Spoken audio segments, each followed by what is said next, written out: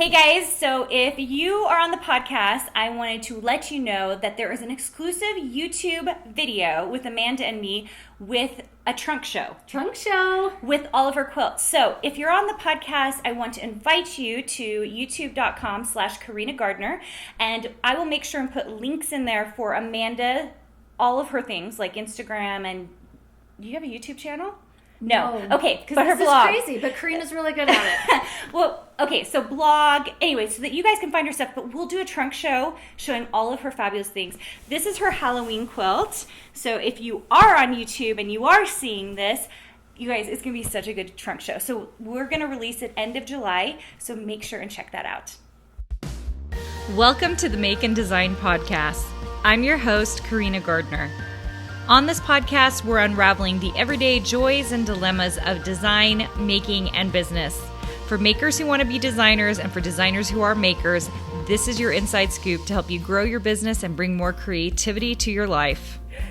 Hey guys, today I have with me Amanda Neiderhauser. She is also a designer at Riley Blake, and Amanda and I met, you guys would never guess, well, I guess we met before that, but on a very random quilt fabric trip. What was it? It was Sewing Summit. Was it Sewing Summit? No, it was it must have been a quilt market from a long time ago. Yeah. It was when it was in Salt Lake City. Quilt market was in Salt Lake City. That's right. And I said to a few people, does anybody want to go see an 80s band with me? And Amanda came! Yes. And the person who came was Aaliyah. Yes, we went to an 80s dance club with your husband. Oh, I think my husband came. And it was so fun. It was really fun. And that's how I knew that Amanda and I were going to be best friends forever. Yes, because we could rock out to the 80s like no one else. It was seriously so fun.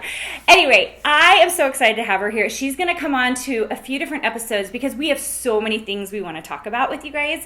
And she is newer to the Riley Blake family. How long have you been with Riley Blake? I think it's been 2 years. Okay. So, but I've been a fan for a long time. And she fan and supporter. She is such an amazing quilter because she's been quilting for a very long time. 22 years. And how long has Mufasa And I'm been? only 23, so I learned when I was 1. How long has Mufasa been a part of that? He's going to be 7 this year, and he's been a part of it since he was old enough to learn not to eat the pins. Yes. So since then. You need to explain to him who Mufasa is. He's my fur baby. He is a Bengal cat, and if you follow me on Instagram, you'll see that he is like a little puppy, only he's a cat, and he looks like a leopard because he's a Bengal, and he loves the sewing room. That's his happy place. He loves. It's because it's soft there. Yes, and there's so much to sleep on, and the hum of the sewing machine's like white noise. But the real question I have is, does he shed hair? No, Bengals don't shed much, and when they do, it like disappears because it's multicolor and super thin. That's just not fair. My cat shed hair all over my quilts, No. like everywhere, all over my house. So get a Bengal.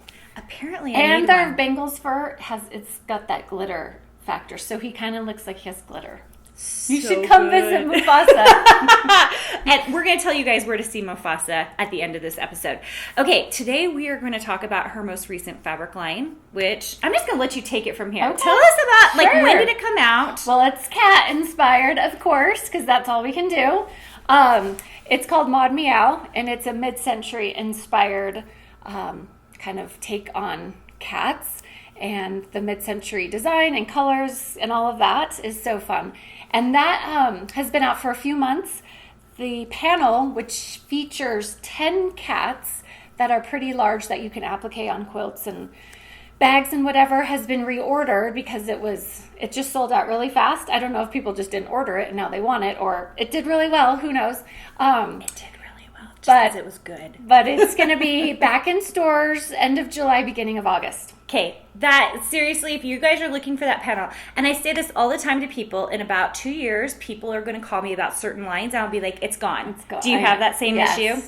People will DM me, how do I find? And I'm like, oh my gosh, that is 2 years old. I know. So if you want something, you kind of have to hoard it. Yeah. It's like kind of awful, but you kind of do. Like if you're like, oh my gosh, I need to have Amanda's cute Meow panel, like just buy it now. Just do yourself a favor. And we have, I have a Halloween quilt that has been out for a few months with the cats, and then the Christmas one's being released hopefully next week because I have to get home and do the final edits. Are those panels? It uses the panel, and it's a pattern. Okay, and patterns are something you do a lot of, right? And Yeah. do you sell them on Etsy or on your own site? I just sell them on Etsy. My Okay. Etsy shop does pretty well, and I think it gets a lot of traffic. So I've never ventured off onto my own because I think no one will find me. So. I know. They would find you. But Etsy is a great place to find stuff. Yeah. Okay, so you have, how many patterns do you think you have? I'm slowly starting to publish them on paper, which I've held off to just, I don't know, it's a little bit more of an investment, and I always go back and talk to quilters. Do you prefer having it instantly and you can download it, or do you prefer having the paper one? And it seems pretty split when I talk to people. So I'm kind of redoing some of mine, getting them in paper format. So I probably have maybe 30 patterns in my Etsy shop, and maybe 15 are paper versions, but they're all PDF. So. Okay. I love that. That's so good. And I do think people are kind of split. Yeah. But I will say I've kind of moved away from paper patterns. Have you? I actually still have a bunch of them, and I donate to a lot of different retreats and stuff. But the hassle of shipping them. Yeah. You're doing all your own shipping. Yeah. That's the It's thing fun. about I us. like shipping stuff because I feel like I'm mailing something to my friends. Amanda is nice. I hate shipping. I like to ship. So, and it's patterns. It's not like you have to wrap up a ceramic mug and mail it. It's true. Just, so I enjoy that part of it because I think I worked in an office for a long time, so office work's always been kind of fun. Okay, so tell me other than Mufasa, what's the inspiration for the line? Because I know it's a lot of black cats, right, on the panel. Yeah. And then what are the other colors in it? The other colors are like a mid-century pink. So think Pyrex, right? So there's that pink that's to die for, that aqua, that's your favorite. Some butterscotch gold, and then that green, which is kind of an avocado into a darker, which is so mid-century. I love the color palette. I made the Christmas quilt using all the Mod Meow colors minus the gold, and it looks like a mid-century Christmas. I know, I love But then that. you can also turn the colors into something a little less holiday. So the colors are really versatile. I've enjoyed sewing. So it's fun when you get your own fabric in the mail and you have fun sewing with it.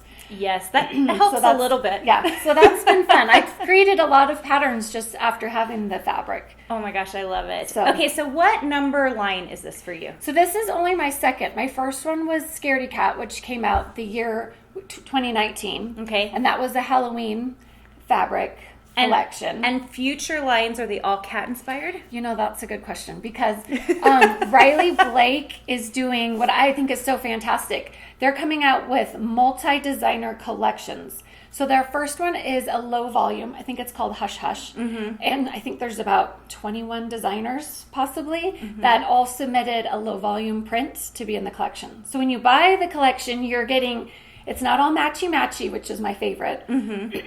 And you're getting just random low volumes, which is so fun to make a quilt. Super duper scrappy. Yeah. Which I think we don't do as much scrappy anymore. I feel like because at least me, I'm sewing so much with my own collections, everything really does really coordinate. And I don't very love nicely. matchy.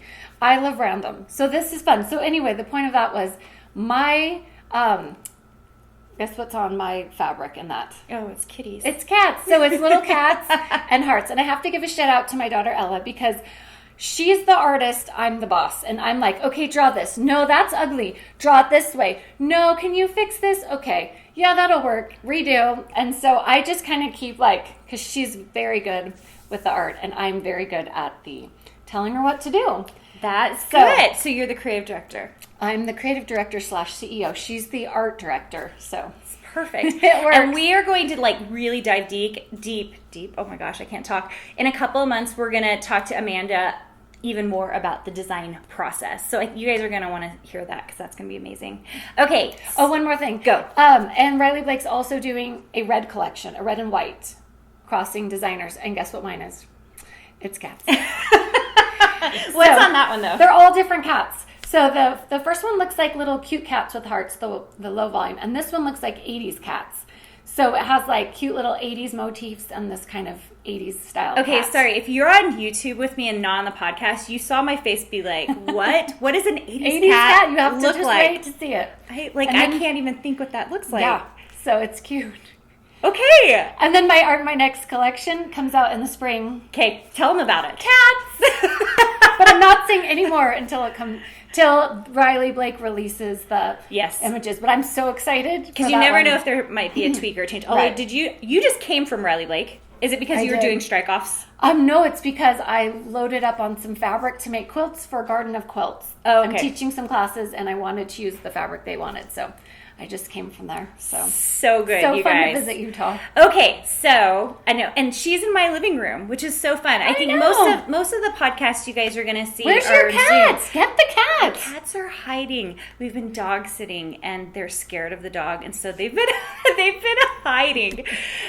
Okay, Amanda, where can people find you if they are looking for more of your patterns, like just all the things, fabrics? The easiest place to start is Instagram, and I think the quilt community always seems to start at Instagram. So I'm Jedi Craft Girl. Not hard to remember. At Jedi Craft Girl. And then from there you can click on links to my Etsy shop or blog or things I've done. I personally can tell you guys that her Instagram feed is so fun. And it's so authentic. It's so Amanda. Like only me. It's no ads. I know. She just like gets on there and it's lots of pictures of Mufasa with fabric. And I never schedule. It's like sometimes I don't post, and well, that's okay because I don't have time. And sometimes it's like, well, this is what I'm doing today. I know. I think one time I got on and she had posted like 3 times in a day. Like, which is so crazy. Sometimes it's, I don't know. I don't want to schedule and be, schedule-y.